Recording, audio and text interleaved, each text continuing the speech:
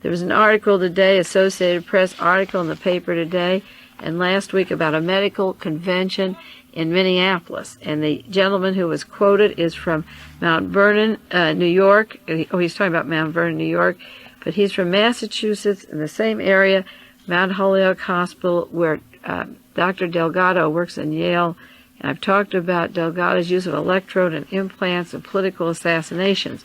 But this sociologist gave a paper on how to have a crime-free society, and I'm quoting it because this was a medical journal, and this is something that people who listen to Dialogue Conspiracy regularly know that I've been harping on. The sociologist told a group of people in Minneapolis that the United States could be virtually crime-free by the year 2000. And that's not very long from now, 30 years from now. He said, "We are so effective in manipulative medical and technical techniques that criminal behavior can be controlled." This is Robert Morin, professor of Mount Holyoke College in Massachusetts. Morin said that hospitals and prisons can blur into one institution. Now, this is exactly what I said happened in Nazi Germany and is happening in America. He said the physically and the criminally ill will be medically treated together. Society would have to allow medical intervention to treat a criminal who would not be judged from a moral or guilt point, but as someone who's defective and who needs treatment. He said it would be easy for a coercive government to impose treatment for those who didn't cooperate. Mr. Morin went on to say that crime is being listed as an illness anyway and a threat to society, and those who refuse to follow the public health rules, I don't say those who refuse. What he said is that we have public health rules to get vaccinated against the contagious disease, and that people that are considered criminals are a threat to society and should be following mandatory public health rules. This Dr. Morin has predicted an early warning screening system to weed out potential criminals. Now, this isn't people who've done crimes. This is an early system. And this is what the UCLA School to Study Violence was wanting to do and is probably still doing if it isn't thoroughly checked, to weed out potential criminals, much like public health screens people with undetected diseases.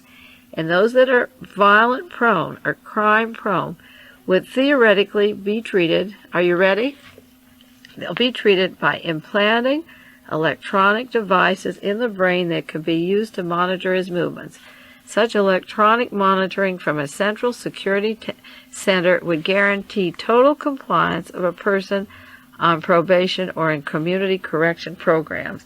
Now, I've maintained for the last 2 years that 25 million transponders have been made, I think the amount is 25 million, to surgically implant into people's heads to control their emotions, their feelings, the geographic areas, and that the satellites, if they're not up there already, and I believe they are already up there to receive these messages, are being tested. And he goes on to say that many cities have big brothers watching television surveillance, and he further says that we have hijacking airport screening devices where people give up their right to privacy in favor of safety. Without security, there is no freedom, the sociologist said, and I suspect we'll be all too willing to make that swap. Without security, there is no freedom. Now, these people who are doing these electrode implants are directly linked to the past political assassinations, to the hypnosis, the mind control that is going on in the country, and these hospitals should be checked. They're not checked. There's a 2-year moratorium.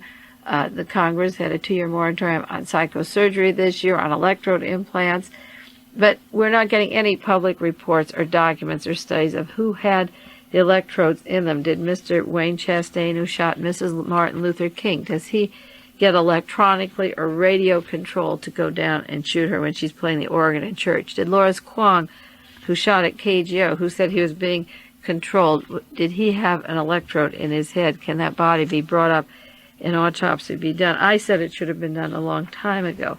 And I think it's important to note that Mr.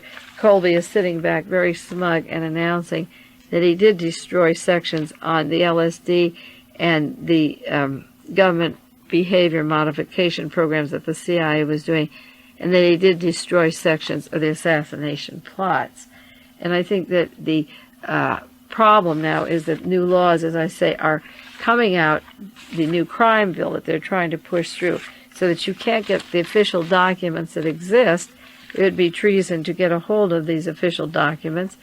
And this crime bill is written by Richard Nixon. It's being pushed by John McClellan and Mr. Mansfield, Mike Mansfield, and Hugh Scott.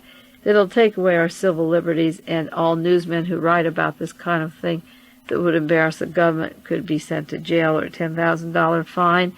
Any allegations that are made by word of mouth, the government can say you have no documentation to prove it. It's only theories. And then if you prove it, you're fined and put in prison if you take the documents out of the agencies.